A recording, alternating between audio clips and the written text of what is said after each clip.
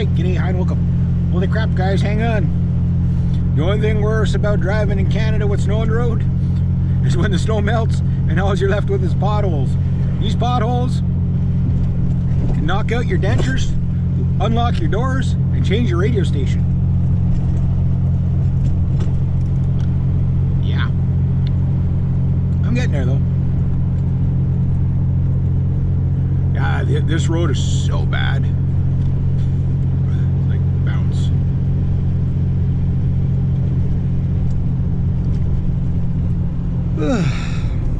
Almost where I gotta go. I don't know how many people would be skiing today. If you dressed for it, it wouldn't be too bad, but that wind to be, oh man, the wind at the top of Cheval Blanc. Wow. That would be cold.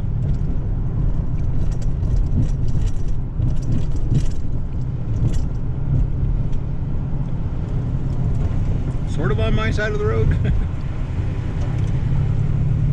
It's not uncommon to see like car mirrors in the middle of that bridge. Truck mirrors, whatever. Especially the guys with the extended mirrors there, they smack into oncoming traffic if they're over a little bit too much. Oh, that's not good.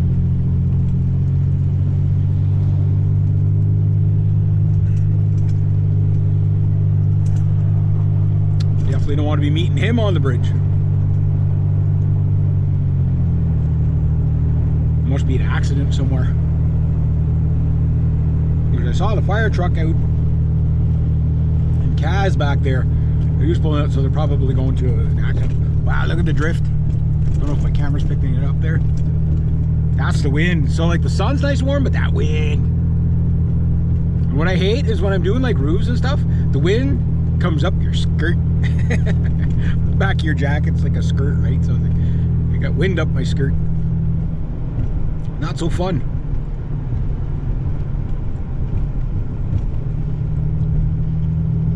Not so fun.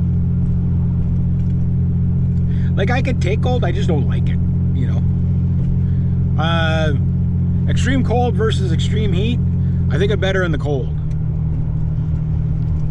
Extreme heat, I'm just like, I'm completely useless. I can't take heat at all. Like, if I make it to be an old man, that's probably what'll kill me, is extreme heat. I just can't handle it.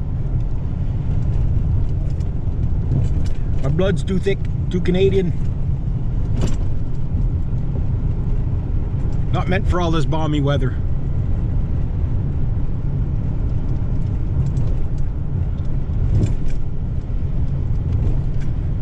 Oh, potholes. In the springtime, you get to find all the, you get to play, where's my car parked that I lost? A lot of Europeans, when they visit Canada, like, why is there pickup trucks everywhere? There's why. Bad roads in combination with lots of snow. Tends to do it. Tends to do it. People get stuck in their driveways.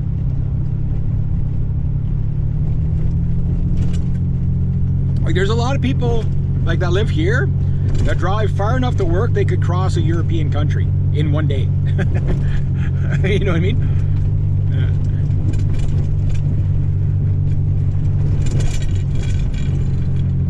Like the people I used to work in town, it was an hour and a half there, an hour and a half back. Plus sitting in traffic. It was horrible.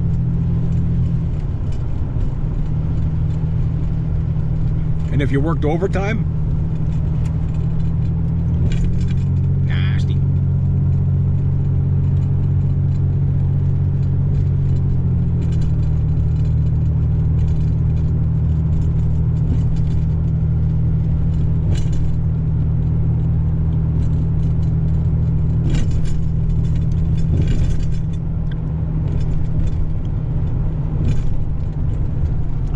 trailer hasn't fallen through the ice yet. I imagine the ice is pretty thick there though.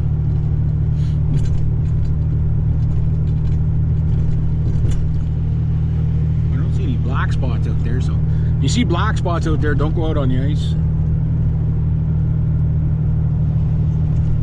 ice fishing is not for me. After you've been through the ice a few times, yeah, you kind of like, okay, I don't go out on the ice unless I have to. It's not even that I'm scared, but it's just like, okay, yeah, I know you can go through because I fell through the ice like 3 times in my life. Luckily, it was all shallow where I fell. Only had one where I went in over my head. Came back up, cracked my head on the ice on the way up there. It's like I'm about to die. Oh well. Yeah. It's very disorienting. I was lucky. Like, as soon as you go through the ice, like, you don't know where you are. Like, it's not the shock of it. You literally don't know where you are. And if you fall through the ice and there's even a hint of current, you'll never find the hole. Because when you look up, even if you open your eyes and you look up, like, you can't discern where the hole is because it just fills in with the ice behind you. So you can't see where the hole is. Yeah, I remember that. That was the second time I fell through the ice. Third time I didn't go in over my head, so yeah. It was like, walk home, it was a big block of ice. Oh, that was nasty. That was nasty. The first time there, I only went in up to about my chest. And it was like minus 20, minus 15, minus 20 or something like that. And by the time I got home, I could barely move my legs because there was just a block of ice. Oh yeah, yeah. I had to go in, I had to chip the ice off myself to get in the house. It was crazy. Yeah. That's why I don't ice fish, guys. I just don't see the benefit of it. Oh, nice. Pass on that double line, eh? Bear BML. Bear BML. That's the license plate. Yeah, there you go. Where's a cop when you need one? I guess the speed limit's not good enough.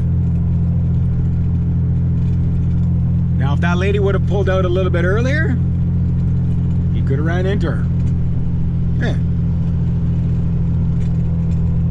I don't mind people trying to kill you, but when they're doing it because they're stupid, you know, stop that. Well, the cliff looks nice. There's snow on it. Some fresh water running off that. It is beautiful countryside, that's for sure. When you go back to the Penashango back here, it's about an hour back there just to get to the edge of the lake. Huge, huge lake. It's massive. It's probably the size of, maybe not quite the size of Rhode Island, but pretty darn close. Like, it's a big lake. And then we have one called 31 Mile Lake. Well, it's actually 31 miles long. Like, it's like the Great Lakes. People don't realize how big the Great Lakes are until you stand on the shores of them. I've stood on the shores of Lake Ontario, Lake Superior, and Lake Erie.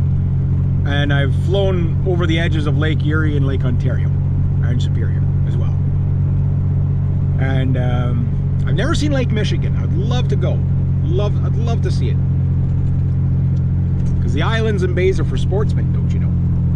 Tell me what song that's out of. A little bit of Canadian tribute. Oh, there's an old square body. Seems like every time I come this way, I meet some old square body Chev coming out. Oh, there's people on the hill.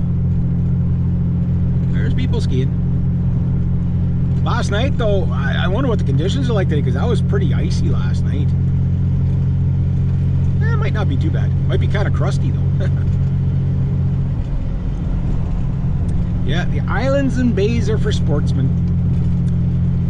But for me, I'm for roof raking. That's what I'm doing right now. No islands and bays for sportsmen. I would love to get another kayak for this summer. I'm at that weird stage of income where I can't afford to buy anything used because I just don't have enough reserve cash. I can only afford to make payments on stuff, right? So it's like I have to buy everything, which is good, but like I never get a good deal, you know what I mean? It's like I always have to buy it new, right? And just do payments forever and a day. But I would love to get myself another, I got to get roof racks though for the silver pellet if I keep it. I was starting to use my leaky, the General Leaky there, that canoe there with my trucks, because I was able to put them in the back of the trucks. And then my trucks broke down, so I can put a canoe or a kayak in this thing. But the problem is they're too long for this box. It's only like a 5.5 foot box or whatever.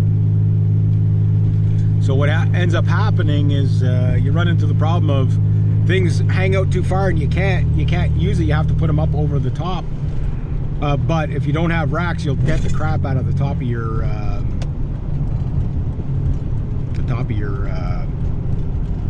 roof. We had roof racks somewhere. Look at that mountain there. Imagine skiing down that. You'd die. Be interesting though. I bet you there's some snowboarder or skier has tried it though. Get a helicopter ride in there. It's just the trees. Like I love watching like extreme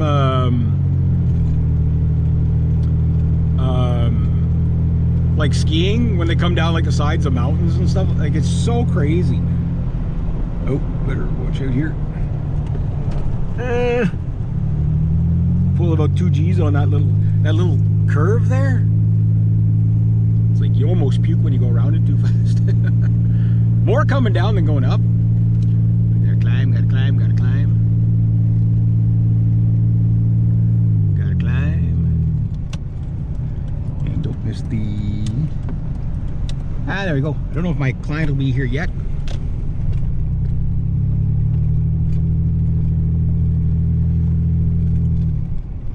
I'm gonna do